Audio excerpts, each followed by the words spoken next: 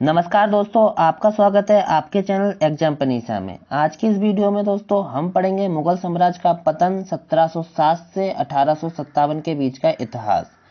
तो दोस्तों इससे पहली वाली वीडियो में हम औरंगजेब के बारे में पढ़ चुके हैं, तो आज हम शुरू करेंगे औरंगजेब के पुत्र से। तो औरंगजेब के 3 पुत्र थे, मुअज्जम, आजम, कामबख्श। जजाव का युद्ध, जजाव का युद्ध इसके 2 पुत्र मुअज्जम और आजम के बीच में होता है, जिसमें मुअज्जम की जीत होती है और आजम की हार होती है। मुअज्जम का नाम पड़ जाता है बहादुर शाह प्रथम। तो बहादुर शाह प्रथम या शाह आलम प्रथम या मुअज्जम, ये तीनों नाम एक ही व्यक्ति के हैं। 1707 से 1712 तक। इससे पहले 1707 तक किसका शासनकाल होता है? तो औरंगजेब का होता है। औरंगजेब की मृत्यु 1707 में होती है। तभी जजाओं का युद्ध होता है और गद्दी पे कौन बैठता है? बहादुर शाह प्रथम बैठता है, जो औरंगजेब का पुत्र है मुअज्जम नाम का। इसको बूढ़ा बादशाह भी कहते हैं। क्यों? सबसे अधिक उम्र का मुगल बादशाह कौन है, ये ऐसे करके क्वेश्चन पूछा जाता है। तो बहादुर शाह प्रथम है, शाह आलम प्रथम है या मुअज्जम है। इसको साहिब खबर भी कहते हैं। फिर अगला शासक दोस्तों बनता है जहांदार शाह। कौन? जहांदार शाह 712 से 713 के बीच। जय सिंह को सवाई मिर्जा की उपाधि कौन देता है? तो जहांदार शाह देता है। इसकी मृत्यु कब होती है? 1713 में सैयद बंधु अब्दुल खान हसन अली के द्वारा होती है। महाराजा की उपाधि किसने, मतलब इसने एक उपाधि थी महाराजा की, अजीत को दी थी। अजीत कौन थे? तो मारवाड़ और जोधपुर के शासक थे। ये इंपॉर्टेंट क्वेश्चन यहाँ से होता है। हम यहाँ पे इंपॉर्टेंट बातें पढ़ रहे हैं दोस्तों, जो एग्जाम में डायरेक्ट पूछी जाती हैं। अगर हम बात करें फर्रुखसियर की, किसकी बात करते हैं? फर्रुखसियर की अगर हम बात करें तो 1713 से 1719 के बीच इसका शासनकाल होता है। हत्या इसकी कौन कर दे, हत्या ये करवा देता है, हत्या की बंदा बहादुर की। इसने हत्या किसकी की? बंदा बहादुर की हत्या करवा देता है। अंग्रेजों को स्वर्णिम फरमान दिया 1717 में। ये बहुत ज्यादा इंपॉर्टेंट होता है। तो स्वर्णिम फरमान क्या था? अंग्रेजों का मैग्ना कार्टा था, मतलब मौलिक अधिकार। इसमें क्या था?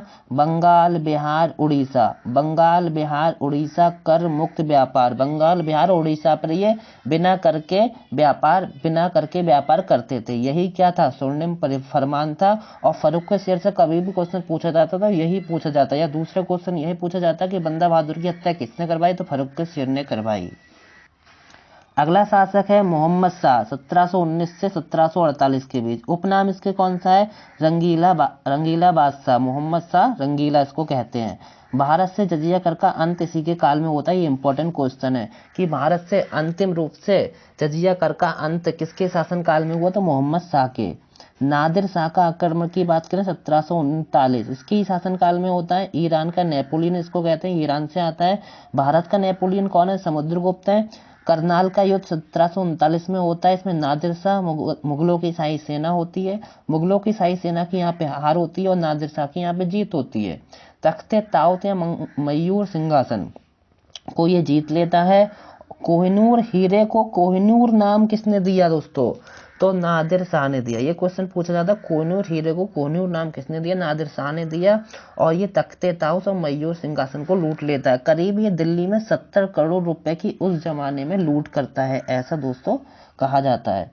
इसका सेनापति कौन था? अहमद शाह था। कौन था? अहमद शाह था, जो अगला मुगल बादशाह बनता है। अहमद शाह से संबंधित 2 इंपॉर्टेंट बातें हैं। 1748 से 54 तक इसका शासनकाल रहता है। 1748 में एक युद्ध होता है, अहमद शाह अब्दाली। ये दोनों नाम अलग अलग है, अहमद शाह अब्दाली।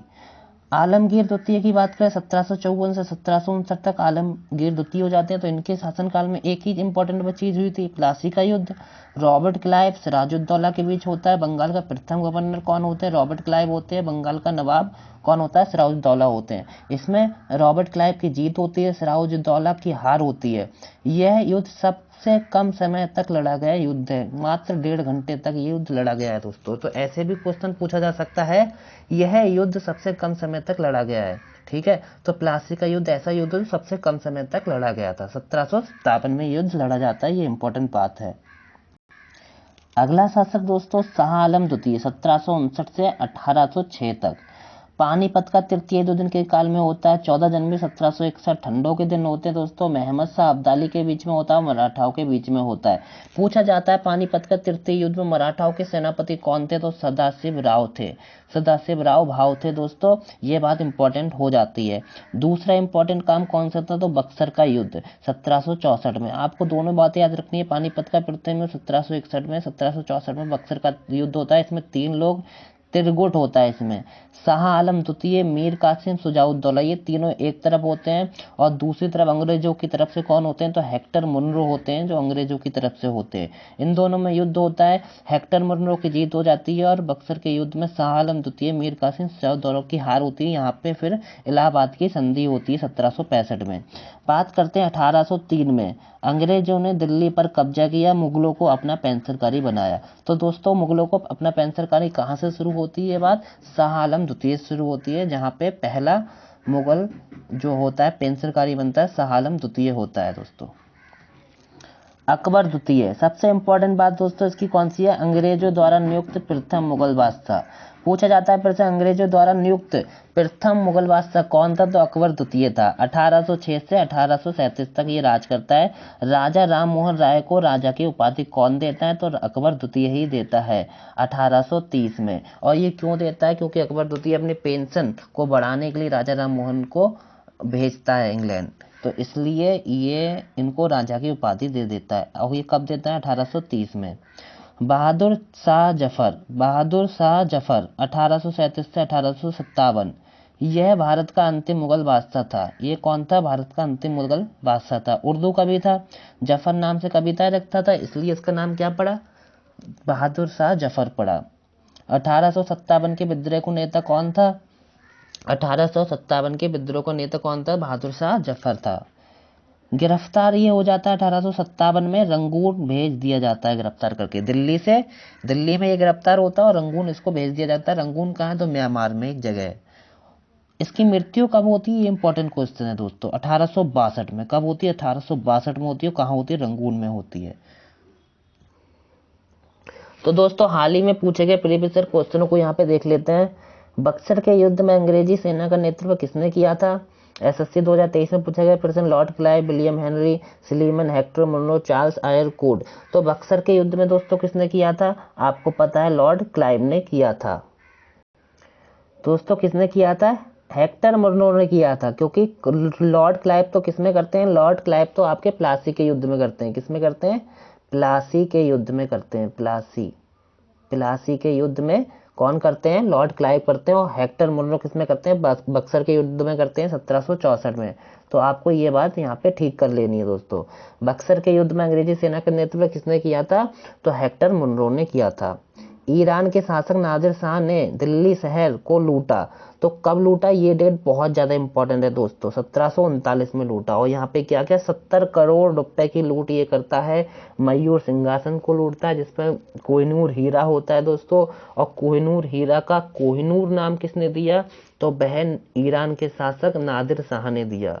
और नादिर शाह को ईरान का नेपोलियन कहते हैं, भारत का नेपोलियन समुद्रगुप्त को कहते हैं। ये बातें आपको ध्यान रखनी है। मुगल सम्राट बहादुर शाह जफर की मृत्यु में हुई थी, तो कब हुई थी, 1857, 1858, 1862, 1859। तो इसका राइट आंसर है 1862। अभी अभी दोस्तों हमने पढ़ा था 1862 में रंगून में इसकी मृत्यु हो जाती है, म्यांमार में। रॉबर्ट क्लाइव के नेतृत्व वाली इंग्लिश कंपनी ने प्लासी का युद्ध 1757 किसके खिलाफ लड़ी थी, ये पूछा जा रहा है यहाँ पे। तो इसका राइट आंसर दोस्तों हो जाएगा सिराजुद्दौला। किसके खिलाफ, सिराजुद्दौला। रॉबर्ट क्लाइव के नेतृत्व वाली इंग्लिश कंपनी ने प्लासी का युद्ध 1757 किसके खिलाफ लड़ा था, सिराजुद्दौला के खिलाफ लड़ा था। और जो बक्सर का युद्ध था 1764 का दोस्तों, वहां पे कौन था, हेक्टर मुनरो था। तो ये वीडियो दोस्तों आपको कैसी लगी, कमेंट बॉक्स में कमेंट करके हमें जरूर बताएं। वीडियो अच्छी लगी तो वीडियो को लाइक जरूर करें। और आज की वीडियो दोस्तों यहीं खत्म करते हैं।